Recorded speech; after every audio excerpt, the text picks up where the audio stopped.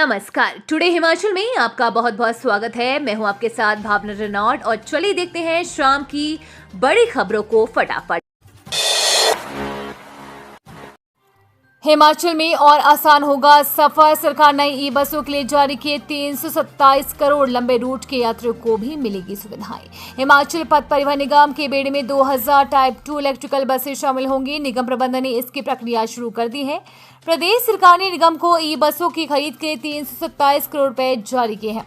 Type 2 आधुनिक electrical बसें हैं। इनकी बैटरी क्षमता अधिक है। एक बार चार्ज करने पर इन बसों को लंबे रूट पर चलाया जा सकता है।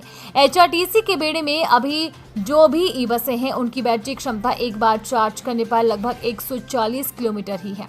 मुख्यमंत्री सुखविंदर सिंह सुक्खू ने मंगलवार को हिमाचल पथ परिवहन निगम की समीक्षा बैठक में बताया कि प्रदेश सरकार निगम को आर्थिक घाटे से बाहर लाने के लिए हर संभव सहायता प्रदान करेगी। बस सेवा प्रदेश के लोगों के लिए जीवन रेखा का कार्य करती है, क्योंकि प्रदेश में परिवहन का मुख्य साधन यही है। हिमाचल पथ परिवहन निगम लोगों को सुलभ और सुविधाजनक परिवहन सुविधा उपलब्ध करवाता है। निगम के 12,000 कर्मचारी इस संस्था की नींव है।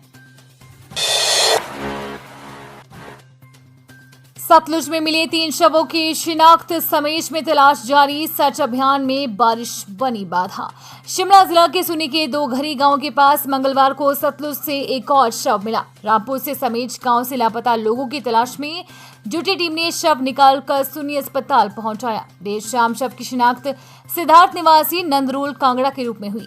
सिद्धार्थ समेज ग्रीन को प्रोजेक्ट में काम करता था। 31 जुलाई की रात को श्रीखंड चोटी पर बादल फटने के बाद समेज खड्ड में आई बाढ़ के कारण सिद्धार्थ लापता हो गया था। वहीं 2 दिन पहले नदी में मिले 2 और शवों की भी शिनाख्त हुई है। इनमें रचना निवासी कनराड़ सुग्गा रामपुर, प्रतिका पुत्री राजकुमार पांडे निवासी झारखंड शामिल है।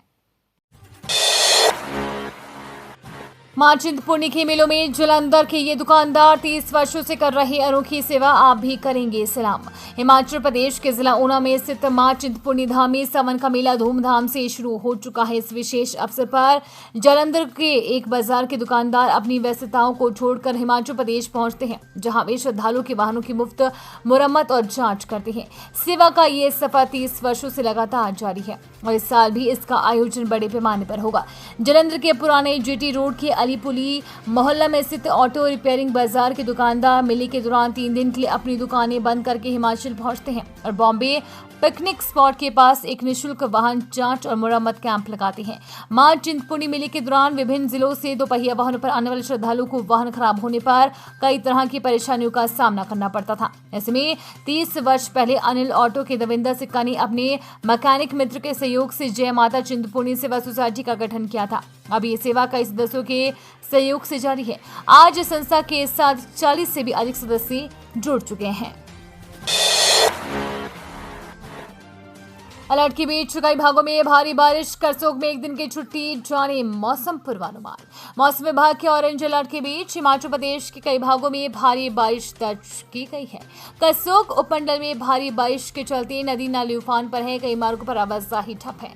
खराब मौसम के कारण विभिन्न स्थानों पर उत्पन्न स्थितियों और बच्चों की सुरक्षा के दृष्टिगत उपमंडल के सभी सरकारी और गैर सरकारी शिक्षण संस्थानों में आज 1 दिन की छुट्टी घोषित की गई है। वहीं समेश में लापता 33 लोगों को खोजने के लिए जारी सर्च अभियान में बारिश बाधा बन गई है।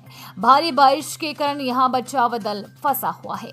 प्रदेश की राजधानी शिमला में भी रात से रुक रुक कर बारिश का दौर जारी है। मंगलवार रात को पाउटा साहिब में 116.6, धौलाकुआं में 76.5, करसोग में 64.2, नाहन में 56.1, नारकंडा में 44.5, कटोला में 44.3, घमरूर में 42.8, शिमला में 27.8, सोलन में 19, मंडी में 16.2 व चंबा में 14.5 मिलीमीटर बारिश दर्ज की गई है।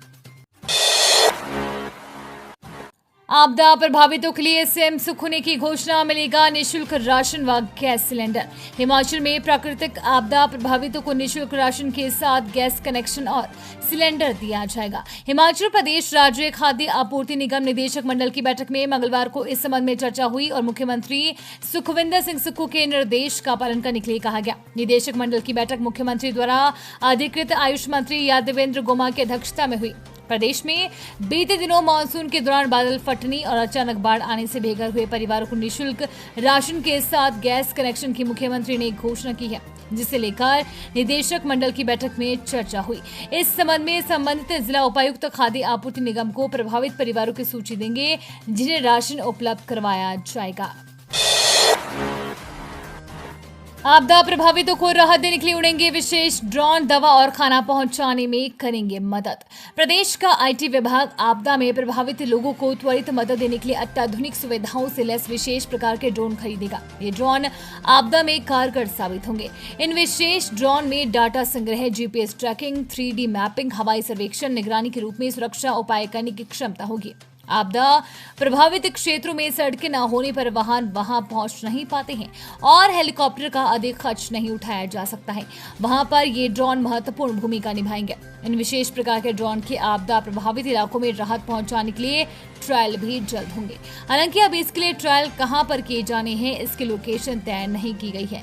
शिमला, मंडी, कुल्लू, किन्नौर जिलों के दुर्गम इलाकों में ट्रायल की संभावना है। अब तक 100 किलोग्राम तक वजन उठाने वाले ड्रोन भी बन चुके हैं, लेकिन भौगोलिक परिस्थितियों पर सब कुछ निर्भर करता है। प्रदेश में अभी तक अधिक भार क्षमता ले जाने वाले ड्रोन कामयाब नहीं हो पाए हैं। कम से कम 10 किलोग्राम से कम भार ले जाने की क्षमता वाले ड्रोन ही प्रदेश में सफल हुए हैं।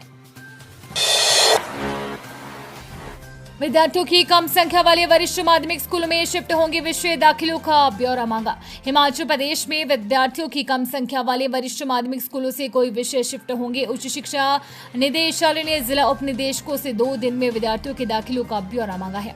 विषयवार और कक्षावार नामांकन की अलग अलग से जानकारी देने को कहा गया है।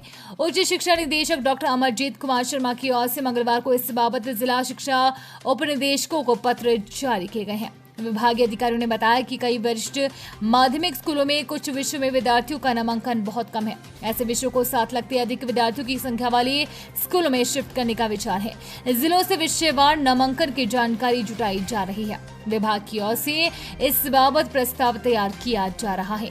ये फैसला होने से संबंधित विषयों के शिक्षकों को आवश्यकता वाले स्कूलों में तैनाती दी जाएगी। इसके अलावा जिन स्कूलों में विद्यार्थियों के दाखिले कम है, ऐसे स्कूलों को मर्ज करने का प्रस्ताव भी बनाया जाएगा।